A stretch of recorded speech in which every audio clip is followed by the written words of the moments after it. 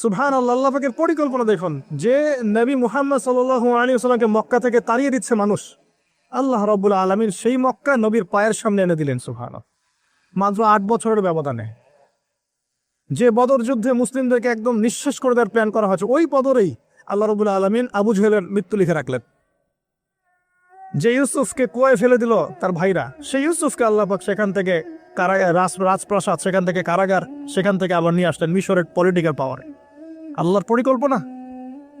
যে ইয়াসরিব একসময় ইহুদিদের দাপটের জায়গা ছিল, ওই ইয়াসরিব মুসলিমদের পরতরগত করলেন আল্লাহ পাক হিজরত করিয়া। বাদশাহ নাজাশী আবিসিনিয়ায়, আমি তো মালয়েশিয়াকে আবিসিনিয়া মনে করি, এখানে মাশাআল্লাহ এরকম পরিবেশ আছে, শান্তিপূর্ণ ইসলামী পরিবেশ। বাদশাহ নাজাশীর এরকম পরিবেশ ছিল। বাদশাহ নাজাশী কিন্তু মুসলিম ছিল না, সে খ্রিস্টান ছিল। তারপরেও নবীজি বলতেন বাদশাহ নাজাশীর রাজ্যে কেউ জুলুমের শিকার হয় না। সুবহানাল্লাহ, যদিও সে মুসলিম ছিল না। ওখানে ইসলাম নিয়ে গেলেন আল্লাহ পাক, ওখান থেকে পুরো আফ্রিকায় ইসলাম ছড়িয়ে পড়লো। সুবহানাল্লাহ।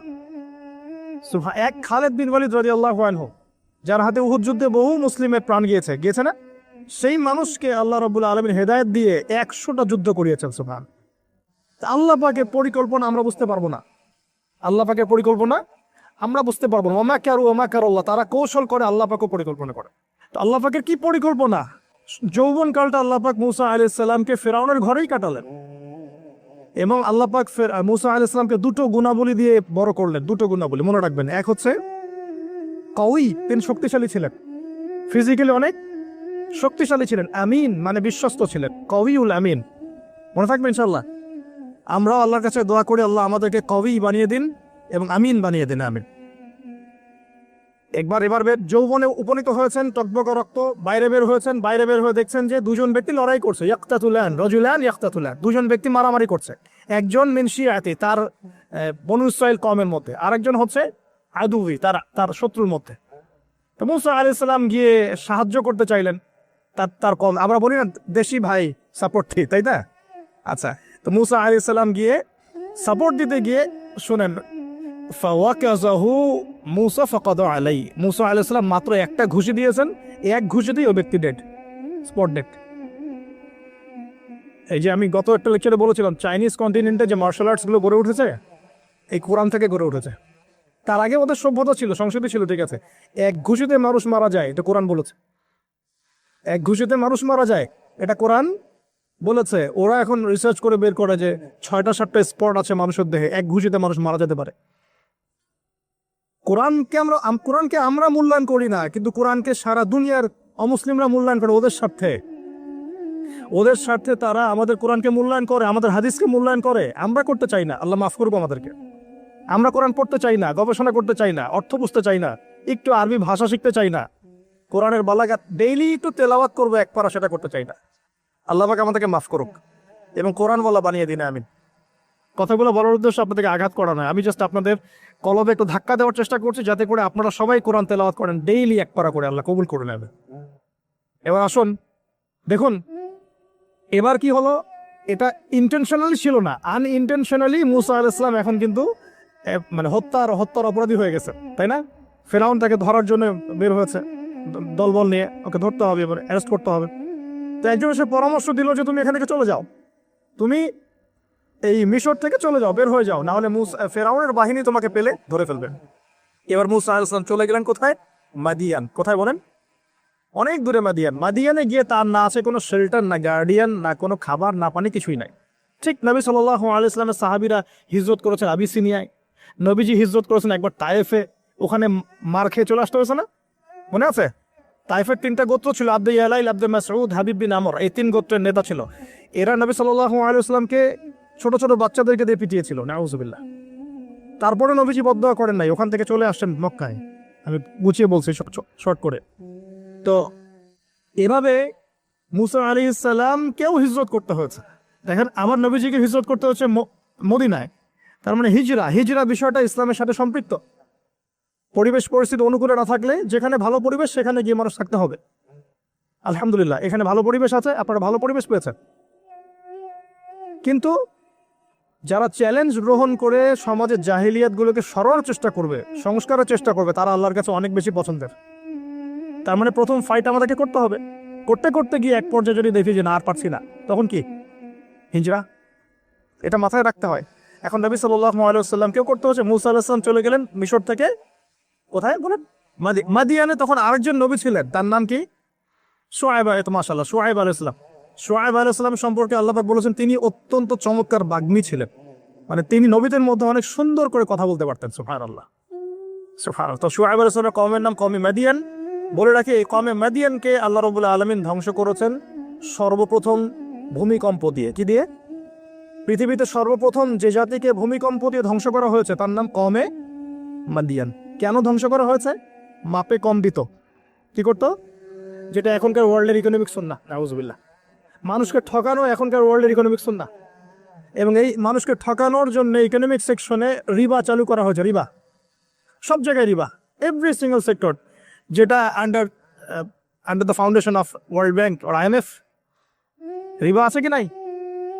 আর আমরা তো রিবাটাকে এখন মনেও করি না যে মায় সব করছে। এটাই তো হাদিসের কথা। রিবার 70 শাখা আছে পাপের, 73 শাখা আছে পাপের, সর্বনিম্ন শাখা মায়ের সাথে করা না, বুঝতে পারলে? তো এটা ইকোনমিক সুন্নাহ হয়ে গেছে না এখন, মানুষকে ঠকানো, মাপে কম দেওয়া, রিবা। আর আমরা তো মাশাআল্লাহ ঘুষ ছাড়া কিছু হয় না, দুর্নীতি ছাড়া হয় না, টেবিল পাসই হচ্ছে না।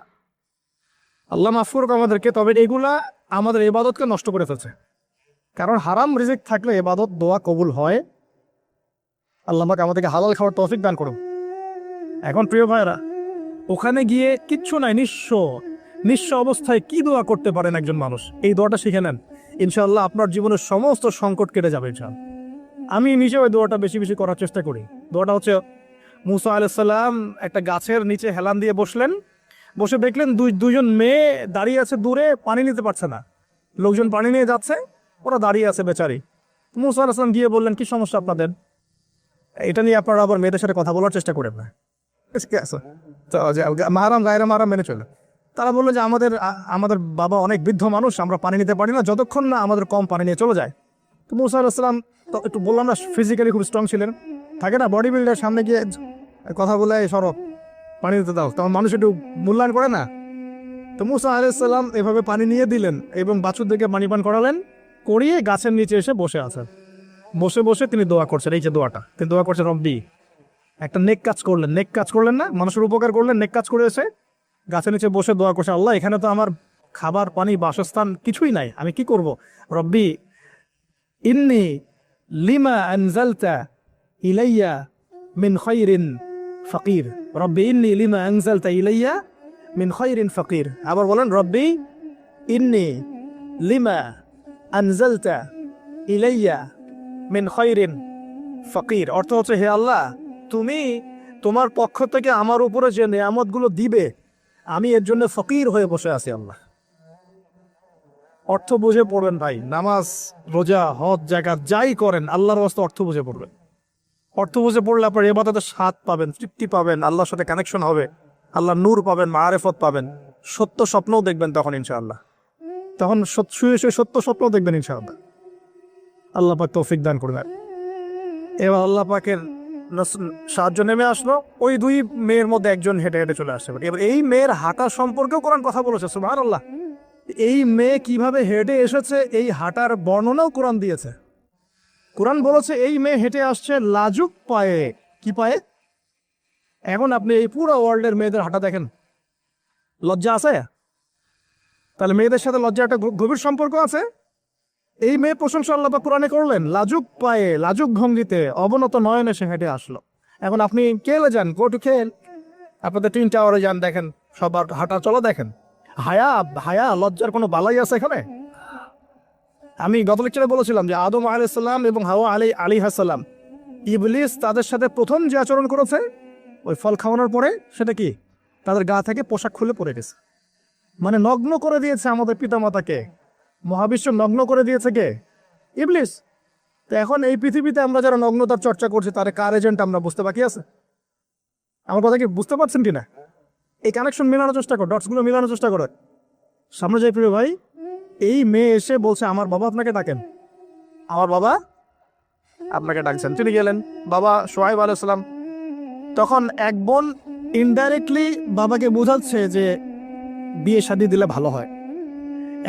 এক বোন বলছে যে আপনি তো তাকে পুরস্কৃত করতে চাচ্ছেন, তাহলে এরকম কওয়িউন আমিন একজন মানুষকে সবচেয়ে ভালোভাবে পুরস্কৃত করা যায় তার যথাযোগ্য প্রতিদান দেওয়ার মধ্য দিয়ে। তো মেয়ের ইশারা বাবা বুঝেছেন, তিনি তিনি নিজের এক মেয়ের সাথে মুসা আলাইহিস সালাম বিয়ে দিলেন, সুবহানাল্লাহ। তবে শর্ত দিলেন, দেন মোহর কি? মোহর তো নাই। মোহর কি এবার? মোহর হচ্ছে 8 বছর তোমাকে আমার ফার্মে কাজ করতে হবে। এটা আগেকার একটা স্টাইল ছিল, সুন্নাহ। এটা এটা এখন নাই, যদিও আগে এরকম ছিল যে দেনমোহর দেওয়ার জন্য এই একটা পদ্ধতি ছিল। যেমন ইয়াকুব আলাইহিস সালামের ক্ষেত্রেও এরকম 7 বছরের কথা আসছে, তিনি 7 বছর তার শ্বশুরের ফার্মে কাজ করেছেন। এটা নতুন ছিল না ওই সময়, এটা কমন ছিল। এখন যেমন আমাদের দেশে কমন 10 লাখ টাকা মোহর হবে, 10,000 টাকা দিব, বাকিটা সব বাকি, তাই না? তো এরকম আর কি কমন কিছু বিষয় থাকে আর কি। আস্তাগফিরুল্লাহ, মাফ করো। বলবে বাসরাতে, বলবে আমাকে মাফ করে দাও। শুরুতেই নিজের গায়রথহীনতার পরিচয় দিল। আবার এদিকে শ্বশুরের কাছে মাশাল্লাহ মোটা অঙ্কের ডোনেশন নিতে চাচ্ছে, যৌতুক। আর বিয়ে আমাদের ওখানে মাশাল্লাহ মানে কেনা বেচা, মেয়ে বিক্রি করতেছে আর ছেলে কিনতেছে। এবার 8 বছর পূর্ণ করা হলো, তিনি আরো 2 বছর 10 বছর পূর্ণ করলেন। এই 10 বছরে মুসা আলাইহিস সালাম নববী পরিবেশ পেলেন, অভিভাবক পেলেন, স্ত্রী পেলেন, প্রেমময়ী সন্তান সন্ততি ইত্যাদি সবকিছু। এবার আল্লাহ রাব্বুল আলামিন তাকে মিশরের দিকে যাওয়ার যে সময়টা এখন হয়ে গেছে, 10 বছর হয়ে গেছে, মিশরের দিকে যেতে হবে। যাওয়ার পথে স্ত্রীর প্রসব বেদনা উঠেছে। তখন মুসা আলাইহিস সালাম আগুন খুঁজছেন। আগুন কি খুঁজছেন ভাই? আগুন। আগুন খুঁজতে খুঁজতে খুঁজতে খুঁজতে তুর পাহাড়ের ওখানে গিয়ে দেখছেন যে আগুন গাছে জ্বলছে, সবুজ পাতার উপরে আগুন। তিনি অবাক। এই সময় আওয়াজ আসলো, বিসমিল্লাহির রহমানির রহিম, ইন্নী আনা রব্বুক ফাখলা'না আলাইক ইন্নাকা বিল ওয়াদিল মুকদ্দাস তুয়া। মুসা, ইন্নানি আনা আল্লাহ লা ইলাহা ইল্লা আনা ফা'বুদনি ওয়া আকিমিস সালাতা লিযিকরি। মানে এখানে অনেকগুলো কথা আছে, সূরা তাহার মধ্যে আছে। আওয়াজ চতুর্দিক থেকে ভেসে আসলো। মহান আল্লাহ রব্বুল আলামিন তার শান অনুযায়ী, তার ইজ্জত অনুযায়ী তিনি যেভাবে কথা বলেন সেভাবে মুসা আলাইহিস সালামের সাথে কথা বললেন। আল্লাহু আকবার। বললেন, ইয়া মুসা, হে মুসা, ইন্নানি আনা আল্লাহ, নিশ্চয় আমি আল্লাহ, লা ইলাহা ইল্লা আনা, আমি ছাড়া কোনো ইলাহ নাই, ফা'বুদনি, তুমি আমার ইবাদত করো, ওয়া আকিমিস সালাতা লিযিকরি, আমার ইবাদতের জন্য সালাত কায়েম করো, আমার জিকিরের জন্য সালাত কায়েম করো, আমার স্মরণের জন্য সালাত কায়েম করো। ফাখলা'না আলাইক, তোমার জুতা খুলে ফেলো, ইন্নাকা বিল ওয়াদিল মুকদ্দাস তুয়া, তুমি তুয়া উপত্যকায় আছো, পবিত্র তুয়া উপত্যকায় আছো। আদব শেখানো হলো। এভাবে অনেক কথোপকথন হলো। নবী মুসা আলাইহিস সালাম ভয় পেয়ে গেলেন এবং আল্লাহ পাক আরো কথা বললেন, ওয়ামা তিলকা বিয়ামিনিকা ইয়া মুসা, তোমার ডান হাতেটা কি? মুসা আলাইহিস সালাম বলছেন, ক্বালা হিয়া আসায়া আতাওয়াক্কাউ আলাইহা ওয়া আহুশু বিহা আলা গনামি ওয়া লিয়া ফিহা মাআরিব উখরা, এটা তো আমার লাঠি, এটা দিয়ে আমি ডালপালা পারি, আমার ওই যে গবাদি পশু চড়াই। আল্লাহ পাক বলছেন যে এটা ছুঁড়ে মারো, আলকিহা ইয়া মুসা, এটা ছুঁড়ে মারো। ফালকাহা, তিনি ছুঁড়ে মারলেন, ফাইদা হিয়া হাইয়াতুন তাসা, এবং এটা ছোটাছুটি শুরু করলো, বড় একটা সাপ হয়ে গেল। সুবহানাল্লাহ। এগুলো কোনো গাল গল্প নয়, এগুলো আল্লাহ রাব্বুল আলামিনের মুজিজা, মুজিজাতুল কুবরা, এটা বড় মুজিজা। তিনি পিছনের দিকে দৌড়ানো শুরু করলেন সাপ দেখে, খাইফা ইয়াতারাক্কাব, মানে ভয়ে দৌড়ানো শুরু করলেন। আল্লাহ পাক বলছেন, লা ইয়াখাফু লাদাইনাল মুরসালিন, আমার কাছে রসুলগণ ভয় পায় না, তুমি ভয় পেও না, তুমি ওটাকে ধরো পিছন থেকে, সেটা আবার লাঠি হয়ে যাবে। পিছন থেকে হাত দেওয়া হলো, লাঠি হয়ে গেল। সুবহানাল্লাহ। এবার বলছে যে তুমি তোমার বগলের নিচে হাত ঢুকাও। মুসা আলাইহিস সালাম বগলে হাত ঢুকালেন, বের করলেন, হাত থেকে টর্চ লাইটের মতো আলো বের হওয়া শুরু হলো। এটা দ্বিতীয় নিদর্শন। কেন দেয়া হলো নিদর্শন? এবার আল্লাহ পাক তার দায়িত্বটাকে বলছেন, তোমাকে নিদর্শনগুলো কেন দিলাম, তোমাকে মনোনীত কেন করলাম, কেন তোমাকে মনোনীত করলাম মুসা, তোমার কাজটা কি? তোমার কাজ এখন এটা, ইযহাব ইলা ফিরআউনা ইন্নাহু তাগা, তুমি ফিরআউনের কাছে যাও। ফিরআউন সীমা লঙ্ঘন করেছে, মনে আছে ফিরআউনের কথা? সীমা লঙ্ঘন করেছে। তখন মুসা আলাইহিস সালাম তার অপারগতা প্রকাশ করছেন এভাবে, তিনি বলছেন, আল্লাহ, আমার তো জিহ্বায় জড়তা আছে, আর আমি তো ওখানে এক ব্যক্তি, আমার খুনের অভিযোগ আমার কাঁধে, আমি এখন কিভাবে কি করবো আল্লাহ? তখন আল্লাহ রাব্বুল আলামিন বলছেন, এই দোয়াটা করো। কোন দোয়া? মুসা আলাইহিস সালাম করলেন, রব্বি ইশরাহ লি সাদরি, হে আল্লাহ আমার বক্ষ প্রশস্ত করো, ওয়াসসির লি আমরি, আমার কাজকে সহজ করে দাও, ওয়াহলিল উকদাতাম মিন লিসানি, আমার জিহ্বার সমস্ত জড়তা দূর করে দাও, ইয়াফকাহু কওলি, যাতে মানুষ আমার কথা বুঝতে পারে। আর আমার সাথে আমার পরিবারের মধ্য থেকে ওয়াজআলনি ওয়াজিরুম মিন আহলি, আমার পরিবারের মধ্যে একজন ওজির আমাকে দাও, সাথী। হারুন আখি, আমার ভাই হারুনকে দান কর। সুবহানাল্লাহ। হারুন আলাইহিস সালামকে নবুয়ত দেয়া হলো, দুজনকে আল্লাহ পাক এখন বলছেন ইযহাবা ইলা ফিরাউন, তোমরা দুজন এখন ফিরাউনের কাছে যাও। ফাইন্নাহু তাগা ফাকুলা লাহু কাওলান লাইয়িনা, তবে তাকে গিয়ে কর্কশ ভাষায় কথা বলবে না, নরম স্বরে কথা বল। দায়ীদের এখানে সুন্নাহ, দায়ীদের জন্য শিক্ষা আছে, দায়ী আলেম যারা মুবাল্লিগ তাদের শিক্ষা আছে। ফিরাউনের সামনে গিয়ে দাওয়াত দিলেও কিভাবে দিতে হবে? ফাকুলা লাহু কাওলান লাইয়িনা, নম্রভাবে কথা বলো। লাআল্লাহু, কেন নম্রতার সাথে? লাআল্লাহু ইয়াতাযাক্কারু আও ইয়াখশা, হয়তোবা নম্রতা প্রদর্শন করলে সে উপদেশ গ্রহণ করতে পারে, অথবা সে আল্লাহকে ভয় করতেও পারে।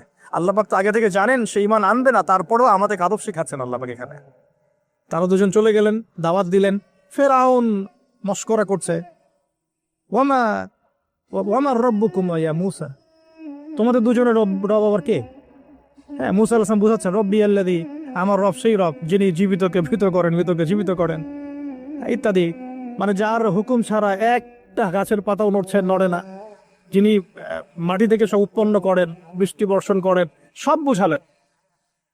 ফিরআউনের বক্তব্য তখন এটাই ছিল, তোমাদের কাছে কি কোন নিদর্শন আছে, কোন আয়াত নিদর্শন আছে? হ্যাঁ, নিদর্শন আছে। কি? লাঠি ছুঁড়ে মারলেন, সাপ হয়ে গেল। এখন ফিরআউন বলছে এটা তো জাদু, এটা কি? আমার জাদুকররা ওটা পারেন, জাদুকরটাকে ডেকে না হলো, জাদুকররাও লাঠি ছুঁড়ে মারলো, সাপ হয়ে যাচ্ছে। কিন্তু এই বড় সাপ ওদের সব সাপকে খেয়ে ফেললো। তখন ফিরআউন কিন্তু ভয় পেয়ে গিয়েছিল। এরপরেও এই হাত বের করে আলোর এই নিদর্শন দেখানো হলো, তাওহীদের দাওয়াত দেওয়া হলো, ফিরআউনকে ভয় করতে বলা হলো, ফিরআউনকে সতর্ক করা হলো যে আমার রব, আপনার রব, সবার রব হচ্ছেন আল্লাহ। সবকিছু বোঝানো হলো, কিন্তু ফিরআউন এই কোনো কথাই গ্রহণ করলো না। এরপরে সে বনু ইসরাইলকে ডিভাইড অ্যান্ড রুল করলো। ডিভাইড অ্যান্ড রুল মানে ওদেরকে ভাগ করতো এবং রুল করতো, ঠিক যেটা এখনকার গ্লোবাল অ্যাফেয়ার্সে করা হচ্ছে। ডিভাইড অ্যান্ড রুল, আমাদেরকে তারা ভাগ করে দিয়েছে, আমাদের পুরো কমিউনিটি, গ্লোবাল মুসলিম কমিউনিটিকে তারা ভাগ করে দিয়েছে এবং রুল, শাসন করছে। এবং কারো গায়ে আঘাত লাগলে আরেকজন গিয়ে সেই ব্যথা নিরসন করতে চায় না, বরং অপেক্ষা করে আমার গায়ে তো আর আসে নাই, তার গায়ে আসছে। ঠিক আছে, ব্যাপারটা এটা শুধু গ্লোবাল অ্যাফেয়ার্স না, এটা সবখানে একটা রাষ্ট্রের ভিতরেও ঢুকে গেছে। ওই ভাইকে বলছে বলুক, আমাকে তো আর কিছু বলে নাই, ওকে গায়েব করে ফেলুক, আমাকে তো আর কিছু করে নাই, ও ভিতরে গেছে, আমাকে তো কিছু বলে নাই। এই আচরণের কারণে আস্তে আস্তে আস্তে আস্তে মুসলিমদের শক্তি সব সংকুচিত হয়ে আসে। এটা নতুন কোনো বিষয় না, ফিরআউনের সুন্নত এটা, ডিভাইড অ্যান্ড রুল, যেটা ব্রিটিশরা করে গেছে সারা ওয়ার্ল্ডে। সুবহানাল্লাহ, দেখুন সবকিছু ওরা কোরআন থেকেই নিচ্ছে মনে হচ্ছে আমার কাছে। এখন একটা দুইটা না, নয়টা পরীক্ষা ফিরআউনকে করা হলো। মুসা আলাইহিস সালাম যখন বলেন, দোয়া করেন, তখন গজব উঠে যায়। ফিরআউন তখন এসে বলে যে ঠিক আছে, তুমি দোয়া করো, তাহলে আমরা বনু ইসরাইলকে ছেড়ে দিব। যখনই মুসা আলাইহিস সালাম দোয়া করে, গজব উঠে যায়, সে আর বনু ইসরাইলকে ছাড়ে না। এখন এভাবে 9টার বর্ণনা আসছে। একবার আসছে পঙ্গপালের শাস্তি, একবার আসছে ব্যাঙের শাস্তি, একবার আসছে মহামারীর শাস্তি, একবার আসছে উকুনের শাস্তি, একবার রক্তের নদী। এরকম 9টা আযাব আল্লাহ পাক দিয়েছেন কাদেরকে? এই ফিরআউনের সম্প্রদায়। সর্বশেষ, আমি লম্বা করলাম না, সর্বশেষ যেটা হয়েছে, কারণ আমি কনক্লুশনে কিছু পয়েন্ট বলবো। সবশেষে যেটা হলো, 20 বছর, কত বছর? প্রায় 20 বছর জুলুম করলো ফিরআউন দাওয়াত পাওয়ার পরে। প্রায় 20 বছর। দাওয়াত পাওয়ার আগের কথা তো বাদ, ইসলামের দাওয়াত পাওয়ার প্রায় 20টা বছর সে বনু ইসরাইলকে এভাবেই টর্চার করতে থাকলো। 9টা নিদর্শন আসলো, কোনোটাই সে গ্রহণ করলো না। এবং সর্বশেষ তার কল ছিল যে আমি ছাড়া তোমাদের কোনো রব আছে এটা আমি জানি না, নাউজুবিল্লাহ। এবং সূরা নাবার মধ্যে আল্লাহ বলেছেন যে ফিরআউন বলেছিল আনা রব্বুকুমুল আ'লা, আমি তোমাদের মহান রব, নাউজুবিল্লাহ। এই ছিল ফিরআউনের শেষ স্টেটমেন্ট। এবার মুসা আলাইহিস সালাম কে নিয়ে চলে যাচ্ছেন মিশর থেকে। ফিরআউন দলবলে ধাওয়া করছে, সামনে সাগর আর পিছনে ফিরআউনের বাহিনী। মুসা আলাইহিস সালাম এখানে বনু ইসরাইলকে নিয়ে একটা রিমরক বলি আমরা, যেটা পাহাড়ে উঠতে সামনে যেতে না পারে পিছনে যেতে না পারে, এরকম একটা অবস্থা। এই সময়ে ফেরাউনের মুসা আলাইহিস সালামের গোত্রের কিছু মানুষ বলেছিল যে ইয়া মুসা ইন্না লামুদরাকুন, হে মুসা আমরা তো ধরা পড়ে গেলাম, আমরা মনে হচ্ছে ধরা পড়ে গেলাম। এই অবস্থাতে মুসা আলাইহিস সালাম বলেছিলেন একটু বোঝার চেষ্টা করেন, পিছনে ফেরাউনের বিশাল বাহিনী, সামনে সমুদ্র, যাওয়ার কোনো জায়গা নাই, একদম কোনো জায়গা নেই, খালি চোখে কোনো জায়গা দেখা যাচ্ছে না। ওই সময় খালি চোখে বাহ্যিক চোখ দিয়ে কোনো উপায় দেখা যাচ্ছে না, বাহ্যিক চোখে ওই সময় কোনো উপায় দেখা যাচ্ছে না নিষ্কৃতির, নাজাতের। ঠিক এখন সারা ওয়ার্ল্ডে বাহ্যিক চোখে মুসলিমদের নাজাতের কোনো পথ দেখা যাচ্ছে না। বাহ্যিক চোখ দিয়ে কি করবে মুসলিমরা? খালি পড়াশোনা করবে, না কমিউনিটি করবে, না জিহাদ করবে, নাকি তাগুতের এগেনস্টে লড়বে? কি করবে মুসলিমরা? নাকি সারাদিন বসে বসে মসজিদে তসবিহ টিপবে, নামাজি পড়বে? কি করবে মুসলিমরা?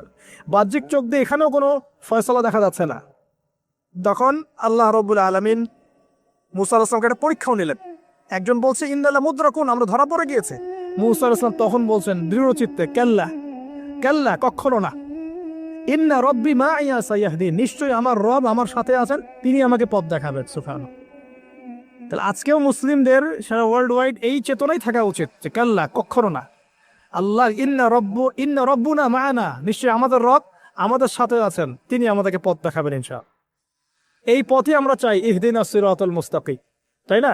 সিরাতাল লাযিনা আন'আমতা আলাইহিম গায়রিল মাগদুবি আলাইহিম ওয়ালাদ দালিন। এই বাস, যখন আপনি পুরো দমে আল্লাহর উপর তাওয়াক্কুল করে ফেলবেন, তখনই তো আল্লাহ রাব্বুল আলামিনের নুসরা নেমে আসবে। বদরের মাঠে নবী সাল্লাল্লাহু আলাইহি ওয়াসাল্লাম হাত তুলে দোয়া করছে, আল্লাহ এই 313 জন মুসলিম যদি আজকে শেষ হয়ে যায়, ইসলামের নাম নেওয়ার কেউ থাকবে না। দোয়া করতে করতে চাদরটা পর্যন্ত পড়ে গেল। আবু বকর সিদ্দিক দৌড়ে এসে চাদর উঠাই দিলেন, দিয়ে কান্না জড়িত কণ্ঠে বলছেন, হাসবুক ইয়া রাসূলুল্লাহ, যথেষ্ট হয়েছে আল্লাহ রাসূল, যথেষ্ট হয়েছে, আর দোয়া করার দরকার নাই, ইনশাআল্লাহ আল্লাহ সাহায্য নেমে আসবে। আল্লাহ পাকের সাহায্য নেমে আসলো, হাজার হাজার ফেরেশতা আল্লাহ নামিয়ে দিলেন বদরের মাঠে। আপনি দেখুন যে সুবহানাল্লাহ, নবী সাল্লাল্লাহু আলাইহি ওয়াসাল্লাম হিজরত করছেন আবু বকর সিদ্দিককে সাথে নিয়ে, মনে আছে গারে সাওরের ঘটনা, সবাই ঘিরে ফেলেছে, এমনকি নিচ থেকে উপর ওদের পা দেখা যাচ্ছে। আবু বকর সিদ্দিক বলছেন যে ইন্না মুদরাকুন, আমরা ধরা পড়ে গেলাম ইয়া রাসূলুল্লাহ। একই কথা কিন্তু নবী সাল্লাল্লাহু আলাইহি ওয়াসাল্লাম সেই একই কথাই বলছিলেন, লা তাহজান, তুমি দুশ্চিন্তা করো না, ইন্নাল্লাহা মা'ানা, আল্লাহ আমাদের সাথে আছেন, ইনশাআল্লাহ আল্লাহ আমাদের সাথে আছেন। তবে কাদের সাথে আল্লাহ থাকবেন? যারা নামাজ পড়ে না, যারা তাওহীদ শিখে না, সুন্নতের উপর আমল করে না, যারা রিবা খোর, যারা মাদক দ্রব্য সেবন করে, জিনা করে, পর্নোগ্রাফি দেখে, যে বেপরদায় চলে, এদের সাথে আল্লাহ থাকবেন। আমরা যদি আমাদের অবস্থান উন্নত করতে না পারি, আমাদের দ্বারা উম্মার বিজয় হবে না, ফুল স্টপ। আমরা যদি আমাদের অবস্থান উন্নত করতে না পারি, মানে এই যুগের আবু বকর, ওমর, ওসমান, আলী হতে না পারি, আমাদের দ্বারা বিজয় হবে না। আপনি যত টাকা ঢালেন না কেন, যত বড় সংগঠন করেন না কেন, যত পলিটিক্যাল অ্যাফেয়ার্স ডিল করেন না কেন, যতক্ষণ এ যুগের আবু বকর, ওমর, ওসমান, আলী আমরা হতে না পারছি, আমাদের হাতে বিজয় আসবে না। প্রথম কাজটা এখানে ভাই, প্রিয় ভাইরা, রাগ করছে নাকি কথায়? আমাদের প্রথম কাজটা এখানে। ফ্যান্টাসির কোনো মূল্য নাই এখন। Eyewash, showdown, show off, fantasy, online, Facebook, কিচ্ছু না এগুলো। বিশ্বাস সরে গেলে কিচ্ছু হবে না এগুলো দিয়ে। কনস্ট্রাকটিভ কাজ না থাকলে, ইমান, আমল, তাওহীদ, সুন্নাহ, সেরকম জজবা, সেরকম ইউনিটি, আল্লাহর পথে মাল খরচের প্রেরণা, মুসলিমদেরকে সহযোগিতা করার বড় মানসিকতা, একটা ব্রড মাইন্ডেড চিন্তা ভাবনা, এগুলো না থাকলে কোনটা সম্ভব হবে না। এখানে সাহায্য নেমে আসছিল না? ওই গারে সওরে কি তারা ধরা পড়েছিলেন? লা তাহজান ইন্নাল্লাহা মা'ানা, ভয় পেও না, আল্লাহ আমাদের সাথে আছেন। আল্লাহ কি সাথে ছিলেন না?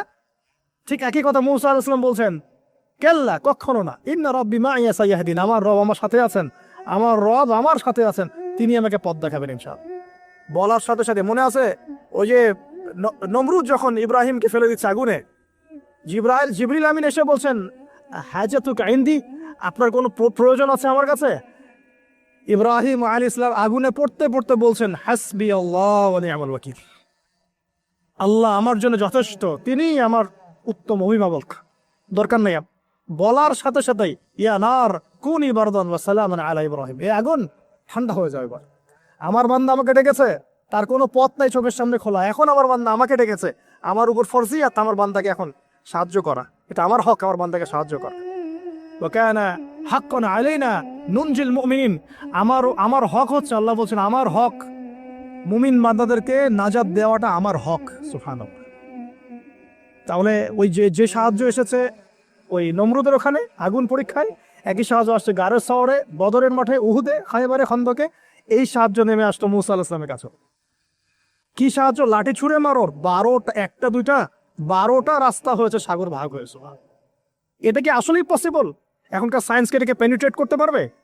আমরা তো সায়েন্সকে ইলাহ বানিয়ে নিয়েছি। ও যখন কিছু বলে হ্যাঁ, আমরা বলি হ্যাঁ, ও বলে না, আমরা বলি না। বিশ্বাস করেন? ও যখন সায়েন্স যখন কোনো কিছুকে বলে হ্যাঁ এটা ঠিক, আমরা বলি ঠিক ঠিক ঠিক। যখন সায়েন্স বলে এটা বেঠিক, আমরা বলি না বেঠিক বেঠিক। আমরা কোরআন হাদিসকে সায়েন্স দিয়ে মূল্যায়ন করছি। সুবহানাল্লাহ। এখন নামাজ পড়তে গেলে মানুষ সায়েন্টিফিক ব্যাখ্যা খুঁজে, রোজা রাখা সায়েন্টিফিক ব্যাখ্যা খুঁজে। ব্যাখ্যা থাকতে পারে, আমার জানার দরকার নাই তো। আমাকে আল্লাহ হুকুম করেছেন, এটাই আমার কাজ। ব্যাখ্যা থাক না থাক সেটা আমার জানার দরকারও নাই। হ্যাঁ থাকতে পারে, নাও থাকতে পারে, সব আমার বুঝে আসবে না, কিছু আসবে কিছু আসবে না। আমরা কোনো ক্ষেত্রে এটাকে টেকনোলজিকে আমাদের ইলাহ বানিয়ে নিচ্ছি। আপনি বিশ্বাস করেন, আমি আল্লাহর কসম করে বলছি, আজকে যদি নাসা বলে যে পৃথিবী থেকে লক্ষ কোটি আলোকবর্ষ দূরে একটা গ্রহের সন্ধান পাওয়া গেছে, ওখানে হুরপড়ি আছে, সোনা দানা আছে, মাটি হচ্ছে মিশকের আম্বরের, এই সেই, মানুষ বিশ্বাস করবে হ্যাঁ এরকম কোনো গ্রহ থাকতে পারে? বিশ্বাস করবে কি না? অনেস্টলি বলেন। আল্লাহ পাক কোরআনে 1400 বছর আগে বলেছেন, তার আগের ধর্মগ্রন্থও বলেছেন জান্নাত আল্লাহ সৃষ্টি করেছেন। মানুষ বিশ্বাস করে না। নাস্তিকরা বলে, টিটকারি মারে নাস্তিকরা, মৌলবাদীরা, মোল্লারা কি বলে, এই যুগে এগুলো বিশ্বাস করে মানুষ? নাউযুবিল্লাহ। নাসা যদি বলে বহু দূরে একটা গ্রহ আছে বিশাল বড়, ওখানে একটা পাথর ফেললে নিচে যেতে 70,000 বছর সময় লাগবে, মানুষ বলবে হ্যাঁ এমন কোনো গ্রহ থাকতে পারে। নাম দিয়ে দিবে একটা XYZ dot dot dot dot, দিল একটা কিছু, এরকম নাম হয় না, KLR কি নাম দিয়ে দিল একটা। তো আল্লাহ পাক জাহান্নামের কথা বলছেন, মানুষ বিশ্বাস করে না। তো প্রিয় ভাইরা, এই জায়গায় সায়েন্স ব্যাখ্যা করতে পারবে না। 12টা রাস্তা হয়ে গেছে, 12টা গোত্র পার হয়ে গেল। ফেরাউন দলবল নিয়ে পার হতে চাচ্ছে, আল্লাহ রাব্বুল আলামিন ওই জায়গায় ডুবিয়ে দিলেন। সুবহানাল্লাহ। ডোবার সময় ফেরাউন ঈমান এনেছিল, এটা অনেকে আমরা জানি না, কিন্তু ডোবার সময় ফেরাউন বলছে আমানতু বিরাব্বি হারুন ওয়া মূসা। এই জায়গা থেকে আমি কনক্লুশনের দিকে যাব, একটু মনোযোগ দিন। ফেরাউন বলছে আমানতু বিরাব্বি হারুন ওয়া মূসা, কখন বলছে? ডোবার সময়। ওই সময়ে ফেরেশতারা তার মুখে কাদা নিক্ষেপ করছিলেন, এটা হাদিসে আসছে। কারণ কাফের, ফাসিক, জালেম, এরকম মুনাফিক মউতের সময় ফেরেশতারা মুখের উপরে প্রচন্ড জোরে আঘাত করতে থাকে। আল্লাহ আমাদেরকে হেফাজত করুন। পিছনে, চেহারায়, কপালে। সূরা মুহাম্মদ পড়ে দেখুন, ইয়াদরিবুনা উজুহাহুম ওয়া আদবারাহুম। ফেরাউনকে এই কাজ করা হচ্ছিল, কিন্তু তখনও জিবরিল আমিন, তখনও তিনি একটু কনসিয়াস, যদি এখন আল্লাহ তার তওবা কবুল করে ফেলে। সুবহানাল্লাহ। তাহলে আমরা কেন তওবা করতে দেরি করছি? আজকে থেকে জীবনটাকে ঢেলে সাজাবো ইনশাআল্লাহ। আল্লাহ তৌফিক দান করুন। নিজের জীবন, নিজের ছেলে মেয়েদের জীবন, নিজের পরিবারের জীবন, আমাদের সমাজের জীবন, এবং বড় স্বপ্ন দেখব, আল্লাহর জমিনে দিন কায়েম করব, তারপর মরবো ইনশাআল্লাহ। আল্লাহ কবুল করুন, আমিন।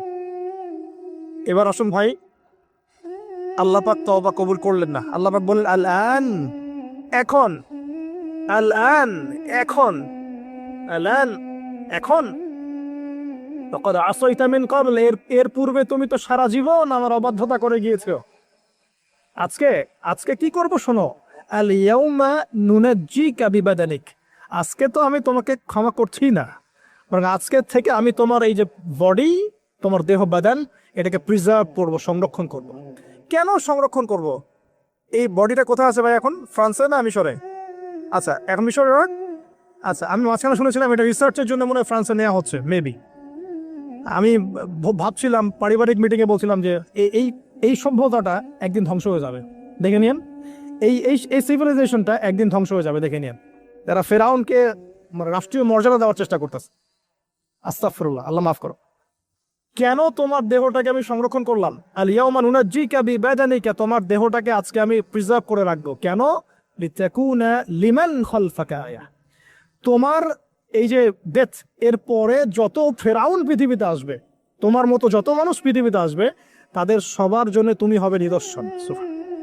আইডল। তাহলে ফেরাউনের বডিটাকে প্রিজার্ভ করা হচ্ছে কেন ভাই? যাতে ফেরাউনি চরিত্র যাদের মধ্যে আছে তাদেরকে আল্লাহ পাক এর মধ্য দিয়ে শিক্ষা দিতে পারেন, জাস্ট এতটুকু। এছাড়া কোনো কারণ আছে? এটা কি আমাদের দেখার কোনো বিষয়? বরকত আছে কোনো? সুবহানাল্লাহ। এখন আপনাকে আমি একটু কনক্লুশনের দিকে নিয়ে আসি। মানুষ জানতো না এই বডিটা কোথায় আছে। সাহাবীদের যুগে কি বডি বের হয়েছিল? বরদ ভাই, সাহাবীর যুগে কি বডিটা বের হয়েছিল? তাবেঈনদের যুগে, চার ইমামের যুগে, ইমাম বুখারী, মুসলিম, তিরমিজি, নাসাই, ইবনে মাজাহ, আবু দাউদ তাদের যুগে, উমাইয়া খেলাফত 93 ইয়ার্স, আব্বাসীয়দের সময় প্রায় 550 বছর। এই 550 বছরে আসছিল? আসে নাই।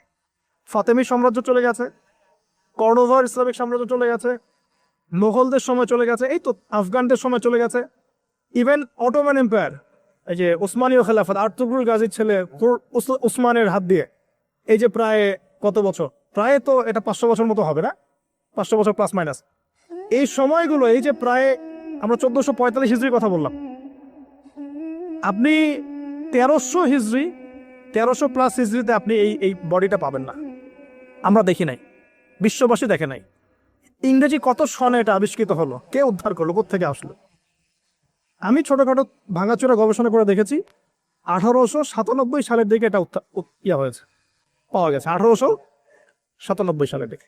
আর এটাকে প্রিজার্ভ করে করে আরো প্রমাণ করা হয়েছে। প্রমাণ করতে সময় লেগেছে, এটা সেই রেমেসিস টু এরই মমি, এটা সময় লেগেছে আরো প্রায় 10-15 বছর, প্রায় 1912 সাল ধরা হয়।